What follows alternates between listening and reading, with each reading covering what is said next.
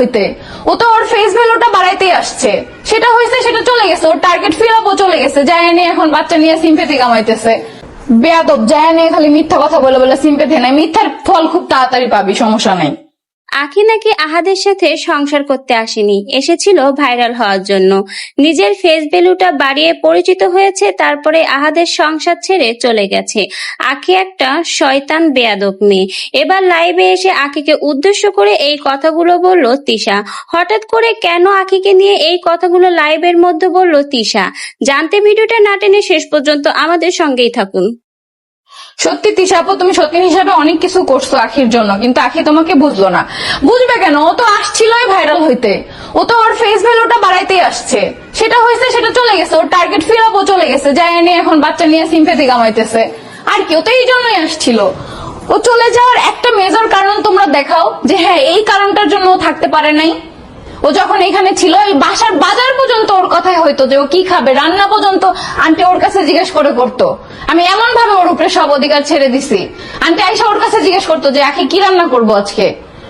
বেয়াদব, জায়ানি খালি মিথ্যা কথা বলে বলে সিম্পেথি নাই, মিথ্যার ফল খুব তাড়াতাড়ি পাবি, সমস্যা নাই। আমার সংসারে কোনোদিনও আনবো না আপু, সেই কমেন্ট তোমার করতে হবে না, আমি এমনি আনবো না। আজকে ফার্স্ট কমেন্ট করলাম আপনাকে, রিপ্লাই দিয়েন প্লিজ। সুমাইয়া আক্তার, এই যে দিয়ে দিলাম আপু রিপ্লাই। এখন আমি প্রতিদিনই লাইভে আসবো সন্ধ্যা 7টা বাজে, প্রতিদিনই লাইভে আসবো। তো তোমাদের কোনো কমেন্ট, কোনো কনফিউশন থাকলে, আখি যদি কোনো ভুল ইনফরমেশন দিয়ে থাকে আমাকে বলবা, আমি সব ক্লিয়ার করে দিব। যেমন বয়সের কথা বলছে না, আমার জামাই আমার থেকে 4 বছরের বড়, এই যে দিয়ে দিলাম আজকে। আমার জামাইয়ের বয়স কত, আমার বয়স কত। তুই তো বুড়ি, তুই তো আমার চেয়ে 7 মাসের বড়। এখন কচি সাজতে আয়, তুই দেখা তোর এনআইডি কার্ডে বয়স কত দেখা। তো ভিউয়ার্স, তিশার কথাগুলো তো এখানে আপনারা শুনেই নিলেন। তিশা কিন্তু বলেছে আখি এসেছিল আহাদের কাছে ভাইরাল হওয়ার জন্য, সংসার করার জন্য নয়। সে তার ফেস ভ্যালু বাড়ানোর জন্যই নাকি আহাদকে বিয়ে করেছিল। এখন সে পরিচিত হয়েছে, ভাইরাল হয়েছে, এজন্য সে চলে গেছে। আবার নাকি আখি তার লাইভে বাচ্চা নিয়ে আসে সিম্প্যাথি দেখানোর জন্য।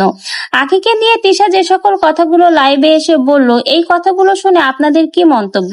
আখিকে নিয়ে যে কথাগুলো বললো, এই কথাগুলো কি আদেও সত্য? আদেও কি আখি এসেছিল ভাইরাল হওয়ার জন্য আহাদের সংসারে? আপনার মন্তব্য কিন্তু আমাদের কমেন্ট বক্সে জানিয়ে যেতে ভুলবেন না। ধন্যবাদ।